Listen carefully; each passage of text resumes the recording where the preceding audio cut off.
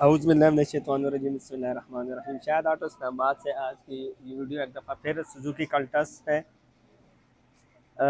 गाड़ी में जो मसला आ रहा है उसमें एक तो ये है कि फ्यूल ज़्यादा खा रही है, आरपीएम कंट्रोल नहीं कर रही गाड़ी, और गाड़ी में साउंड जो है वो साउंड तो चल इंजन और टेपर वगैरह का इस तरह का है, लेकिन इसमें जो मेन इशू हमें बताया गया कि गाड़ी फ्यूल ज़्यादा खा रही है और गाड़ी एक्सीलेटर देते हैं छोड़ते वक्त कभी बंद होती है, कभी आरपीएम गिराती है, जो इसके अक्सर मसले होते हैं आरपीएम वाले।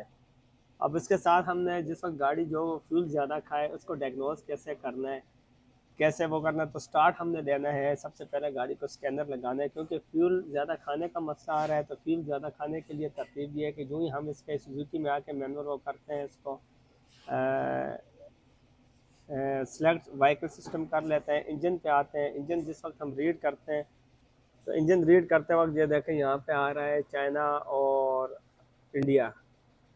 तो अगर यहाँ पे कल्टस लिखा हुआ आता तो इसका ईसीएम मतलब है कि अपना लगा है, और अगर चाइना और इंडिया लिखा आ गया तो ये 1300 सीसी में ये ईसीएम आ जाता है, 1000 सीसी में ये नहीं है। तो इस ईसीएम में गाड़ी ने फ्यूल वैसे भी ज़्यादा खाना है, फ्यूल ज़्यादा खाना है। तो सबसे पहले हम इस चीज़ पे जाएंगे कि गाड़ी का जो ईसीएम है उसका बंदोबस्त करेंगे।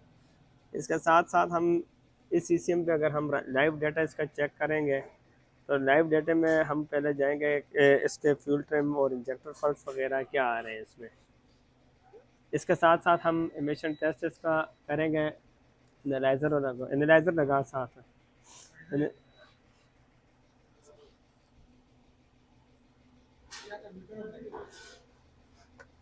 साथ साथ हम जिस वक्त एमिशन टेस्ट करेंगे, क्योंकि फ्यूल का जिस तरह मसला आता है तो फ्यूल ज़्यादा खाने के लिए हमारे पास जो एनालाइज़र है इसको हमने यूज़ करना है।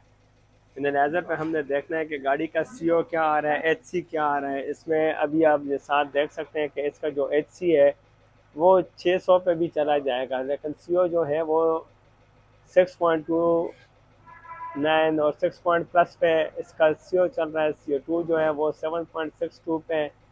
ऑक्सीजन नंबर वगैरह का नीचे आपने एक चीज़ और चेक करनी है कि ये जो नंबर लिखा हुआ है तो यहाँ पे 0.800 आपने याद रखना है कि ये गाड़ी रिच चल रही है।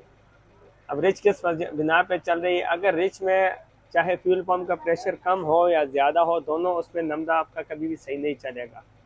तो इसके साथ सेकंड ये यहाँ पे हमें ये चीज़ का पता चल गया कि गाड़ी की फ्यूल माइलेज सही नहीं है, ईसीएम गाड़ी का सही नहीं है, ईसीएम गाड़ी को दूसरा लगेगा। इसके साथ साथ हम अगर एक चीज़ और साथ चेक करेंगे कि हमारे पास जिस वक्त फ्यूल पंप का को जो वोल्टेज है वो चेक करेंगे, अगर फ्यूल पंप के वोल्टेज की क्या पोजीशन है। तो फ्यूल पंप वोल्टेज जिस वक्त हम चेक कर रहे हैं तो ये देखें, ये मैक्सिमम वोल्टेज इसके 12 इशारिया कुछ आ रहे हैं, ये वोल्टेज इसके सही नहीं है। तो इसको फ्यूल पंप के वोल्टेज पूरे करने पड़ेंगे। फ्यूल पंप के वोल्टेज का पूरे करने से दो तीन चीज़ें, गाड़ी की पिक पे मसला आएगा, एनालाइजर एमिशन टेस्ट पे वो आएगा। तो ये इसका हम इसको करेंगे, यहाँ से पहले इसके फ्यूल पंप के वोल्टेज पूरे करेंगे। वोल्टेज इसके पूरे नहीं आ रहे, ये हमारे पास एक फॉल्ट ये भी आ रहा है, ये भी इस गाड़ी में फॉल्ट है, ईसीएम वाला भी इसमें फॉल्ट आ रहा है। तो इसके साथ साथ अब जब वोल्टेज पूरे नहीं है तो हम जाएंगे फ्यूल पंप प्रेशर की तरफ। तरतीब के लिहाज से फ्यूल पंप के प्रेशर की तरफ जाएंगे। क्या है, फ्यूल पंप प्रेशर कितना आ रहा है इसका, बंद का गाड़ी गैज ना गाड़ी में। तो ये फ्यूल प्रेशर गैज ना सुचान का,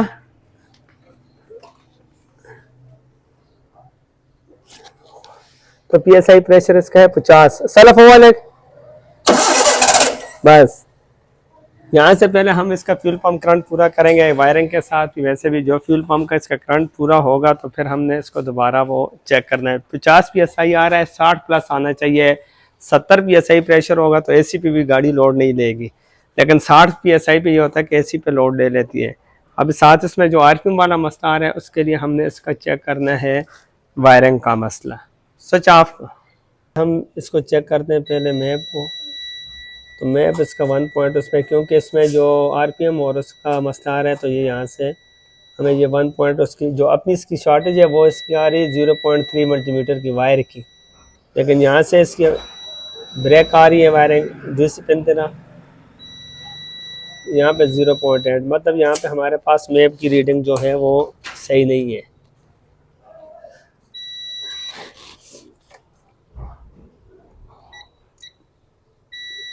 ये देखें यहाँ पे ये भी मेट से भी शॉर्ट आ रही है। ग्राउंड इसका ओला एयर फ्लोर थे ना, एयर फ्लोर की रीडिंग ईसीटी से भी चेक करते हैं। ईसीटी पे भी वायरिंग ब्रेक आ रही। जो आरपीएम का मसला है गाड़ी में, आरपीएम जो कंट्रोल नहीं कर रही वो तो इसके वायरिंग के अंदर आ गया। फ्यूल माइलेज के लिए इसका ईसीएम में आ गया, पिक में इसका आ गया, जो फ्यूल पंप का करंट है वो पूरा नहीं आ रहा।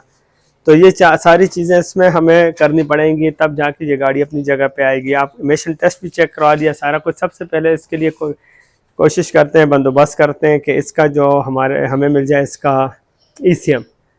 वायरिंग उसके लिए हमें रेडी करनी पड़ेगी, वायरिंग हम तैयार करेंगे इसकी, और ईसीएम का भी बंदोबस्त करेंगे, और इसको कोशिश करते हैं कि ईसीएम लगा के दोबारा आपको मिशन टेस्ट चेक कराता हूँ। अभी आपको जो मैं दिखा देता हूँ कि B1 का इसका अपना वो लगा दिया ईसीएम। अब B1 ऊपर स्टिकर पे लिखा हो तो उसमें और गाड़ी के अंदर कार्ड में हमेशा फ़र्क होता है। सुल्तान के खूब इस तरह करते हैं कि B1 स्टिकर वाला कंप्यूटर दे देते हैं, लेकिन इसको पहचानने के लिए यहाँ पे हम जब रीड करेंगे इंजन को तो यहाँ पे देखें, अभी यहाँ पे ये कल्टस लिखा आ गया।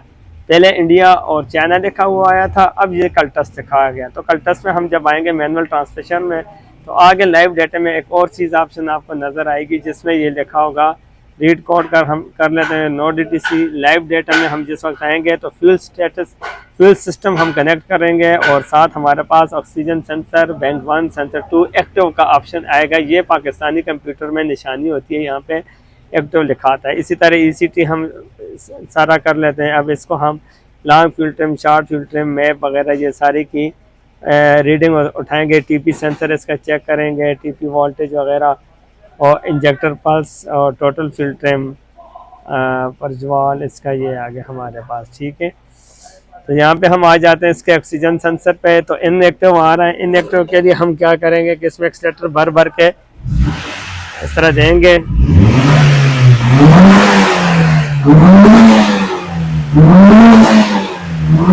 ये हो गया ऑक्सीजन सेंसर एक्टिव। तो इधर ही हमारे पास फ्यूल ट्रिम की रीडिंग आना शुरू हो जाएगी।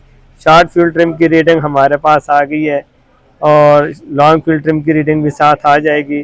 Short fuel trim, long fuel trim की रीडिंग हमारे पास ये देखें माइनस उसमें आ रही है। तो यहाँ पे मैप की रीडिंग आ रही है 31, 32, थोड़ा सा ठीक है। वहाँ पे ऑक्सीजन सेंसर हमारे पास आ गए ग्राफ में। इंजेक्टर पल्स हमारे पास 3 पॉइंट उसमें थे, तो ये आ गए हमारे पास 2.38 और 32 पे, तकरीबन 2.3 पे इंजेक्टर पल्स हमारे पास आ रहे हैं। टोटल फ्यूल पम्प हमारे, टोटल फ्यूल ट्रिम भी हमारे पास सही आ रहे हैं। वायरिंग का फॉल्ट जो होगा वो तो हम करेंगे, लेकिन ईसीएम डालने से सिर्फ गाड़ी में आप देखें कि कितना फ़र्क पड़ रहा है इसमें ईसीएम डालने से। तो ईसीएम डालने से जो 3 पॉइंट के इंजेक्टर पल्स थे वो हमारे पास आ रहे हैं 2.3 पे। जो ही हम एक्सीलेटर पकड़ेंगे तो ऑक्सीजन सेंसर को हम एक्टिव कराएंगे तो इंजेक्टर पल्स और गिरेंगे। ऑक्सीजन सेंसर एक्टिव हो गया, क्योंकि लॉन्ग फ्यूल ट्रिम जो होंगे वो ऑक्सीजन सेंसर एक्टिव से चलेंगे। तो जो ही हमारे पास ऑक्सीजन सेंसर एक्टिव हो गया, एक्सीलेटर छोड़ दिया तो 2.3, 2.2 फैन ऑन हो गया, गाड़ी का इलेक्ट्रिक लोड इसमें ऑन हो गया। फैन अभी बंद होगा तो फिर साथ दोबारा इसका इंजेक्टर पल्स हम वहाँ पे चेक करेंगे।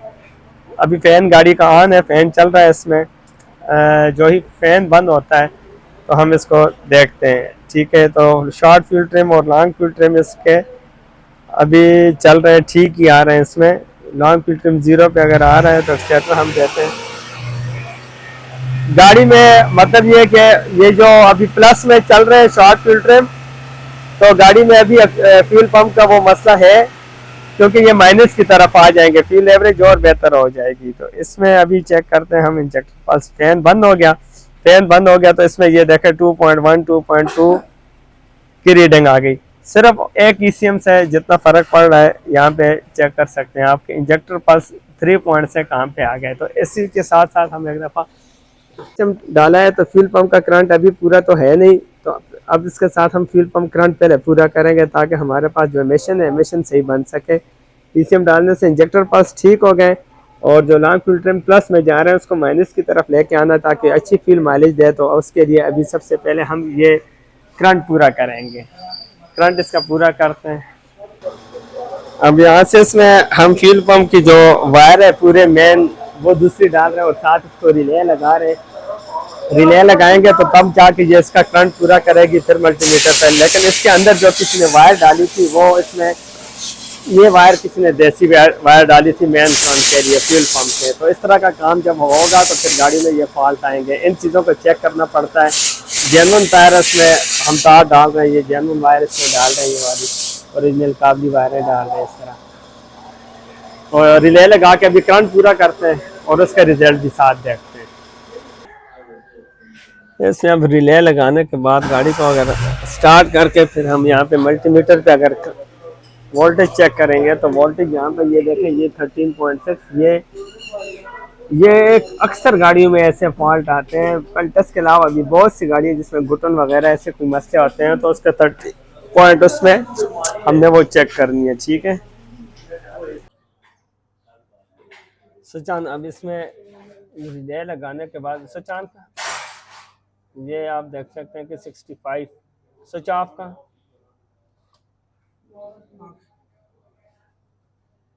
60 PSI प्रेशर इसमें आके फिर अभी तकरीबन जो मेंटेन करेगी वापस वो चेक करते लीकेज वगैरह तो नहीं।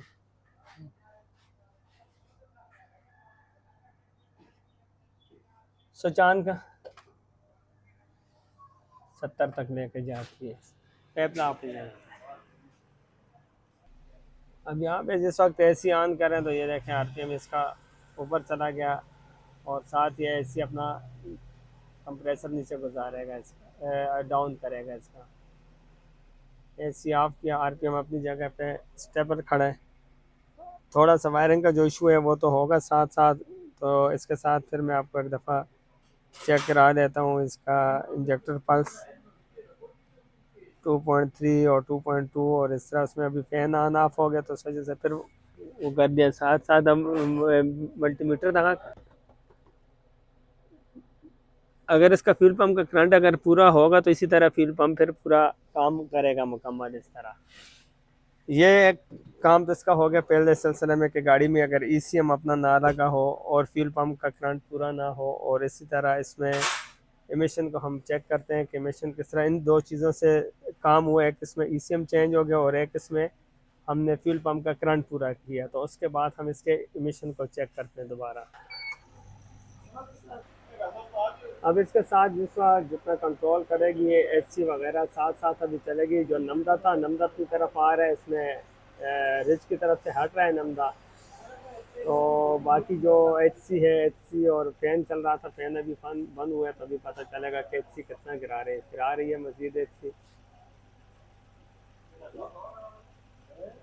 यहाँ पे इसका जो CO वगैरह है मजीद जो ये गाड़ी चलेगी, क्योंकि गाड़ी अभी चली नहीं है तो थोड़ी सी ड्राइव होगी तो CO भी इसका गिर जाएगा, HC भी मजीद इसका गिर जाएगा। तो इस गाड़ी में अभी मजीद जो सेटिंग है, ना ही इसके कोई प्लग का काम किया, ना ही टेपर का काम किया, ना ही किसी इंजेक्टर का वायर और कोई काम नहीं किया। तो खाली ECM से आप देख सकते हैं कि ECM से और फ्यूल पंप से दो चीज़ों में कितना फ़र्क डालती है। तो ये मैंने आपको अभी चेक कराया इसी गाड़ी की। अभी इंशाल्लाह दूसरी वीडियो जो होगी वो मैं वायरिंग पे बना लूँगा अगर टाइम मिला तो। मज़ीद वायरिंग होगी इसके, टेपर वगैरह मज़ीद सेटिंग इसकी होगी, टेपर की साउंड इसकी मैं चेक करा सकता हूँ कि इसमें। तो यहाँ पे इंशाल्लाह इस वीडियो को मुकम्मल करते हैं, ख़त्म करते हैं इसमें, क्योंकि वीडियो बहुत लंबी हो जाएगी। वायरिंग की वीडियो काफ़ी बनी है लेकिन ये डायग्नोज की वीडियो थी। इस तरीके से डायग्नोज करके हम गाड़ी को क्लियर कर सकते हैं बहुत आसानी से। ये तकरीबन टोटल मेरे ख्याल से 1 घंटे में गाड़ी तकरीबन यहाँ तक क्लियर हो गई, और मज़ीद आगे जो काम होंगे उस पर टाइम लगेगा इंशाल्लाह। अब जो नेक्स्ट वीडियो बनाऊँगा वो भी आप लोगों के साथ शेयर करूँगा। अगली वीडियो तक के लिए इजाज़त हो, अल्लाह हाफ़िज़।